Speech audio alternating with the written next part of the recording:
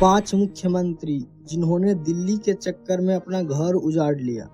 5 ऐसे मुख्यमंत्रियों की कहानी जिन्होंने अपने राज्य की कामन संभालते संभालते सीधे दिल्ली की गद्दी पर नजर गड़ा दी और इसी लालच में अपना पूरा राजनीतिक करियर दावे पर लगा बैठे। वीडियो को आखिर तक जरूर देखिएगा क्योंकि नंबर 1 पर जो नेता आ रही है उनकी कहानी भारतीय राजनीति के सबसे बड़े पतन में गिनी जाती है। नंबर 5 नीतीश कुमार। बिहार के सुशासन बाबू की छवि एक समय बहुत मजबूत थी, लेकिन 2013 में जैसे ही बीजेपी ने नरेंद्र मोदी को पीएम उम्मीदवार घोषित किया, नीतीश कुमार ने एनडीए से नाता जोड़ लिया। उन्हें लगा सेकुलर राजनीति का सबसे बड़ा चेहरा वही बनेंगे। 2014 का नतीजा, उनके सारे अरमान टूट गया। इसके बाद शुरू हुआ पलटी मारने का सिलसिला। 2015 में लालू के साथ महागठबंधन, 2017 में वापस भाजपा, 2022 में फिर विपक्ष के खेमे में इंडिया गठबंधन की नींव रखने की कोशिश, पर विपक्ष ने उन्हें पीएम चेहरा मानना तो दूर भाव तक नहीं दिया। 2024 चुनाव से ठीक पहले 9वीं बार शपथ लेकर फिर एनडीए में शामिल हो गया। नतीजा, जेडीयू आज बिहार में तीसरे नंबर की पार्टी बनाकर रह गई है और नीतीश कुमार की शाखा सोशल मीडिया मीम तक सिमट गई। नंबर 4 अरविंद केजरीवाल। 2013 में एक अनोखा उलटफेरा हुआ। एक आम आदमी ने शीला दीक्षित के 15 साल पुराने किले को ढहा दिया, लेकिन सिर्फ 49 दिन में जन लोकपाल बिल पर इस्तीफा दे दिया। असली वजह थी 2014 का लोकसभा चुनाव, जहां 434 सीटें पर उम्मीदवार उतार दिया गया और खुद केजरीवाल वाराणसी से मोदी के खिलाफ चुनाव लड़ने पहुंच गए। नतीजा, 3 लाख से ज्यादा वोटों से हारा और पार्टी ने के 400 से ज्यादा उम्मीदवारों की जमानत जब्त। 2015 और 2020 में दिल्ली में शानदार वापसी हुई। पंजाब भी जीता, फिर राष्ट्रीय महत्वाकांक्षा शांत नहीं हुई। गोवा, गुजरात, हरियाणा में विस्तार केंद्र पर लगातार सीधे हमले। नतीजा यह हुआ कि शराब नीति मामले में मनीष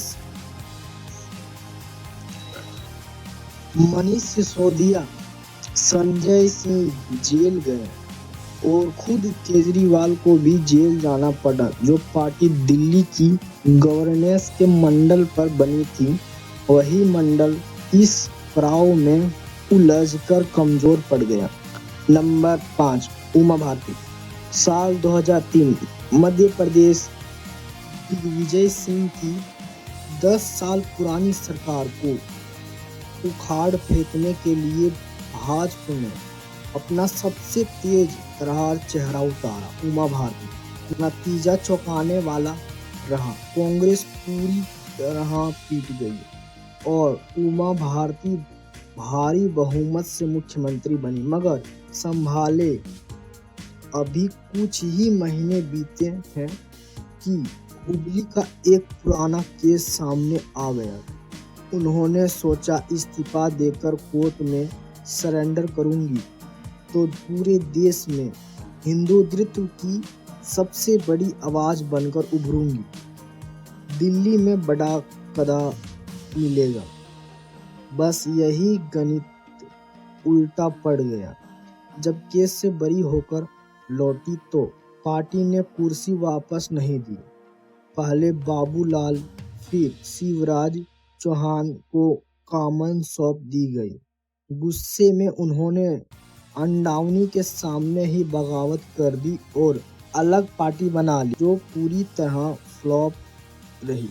बाद में भाजपा में वापसी तो हुई, पर वे पुरानी रुतबा कभी लौटकर नहीं आया। नंबर 2 के चंद्रशेखर राव। तेलंगाना अलग राज्य बनवाने का पूरा श्रेय केसीआर को जाता है और 2014 एवं 2018 में जनता ने उन्हें भारी बहुमत से सत्ता सौंपी, लेकिन 2022 में उन्हें लगा अब वक्त है देश की राजनीतिक में उतरने का। पार्टी का नाम ही बदल डाला। वह टीआरएस से बीआरएस सोचा था।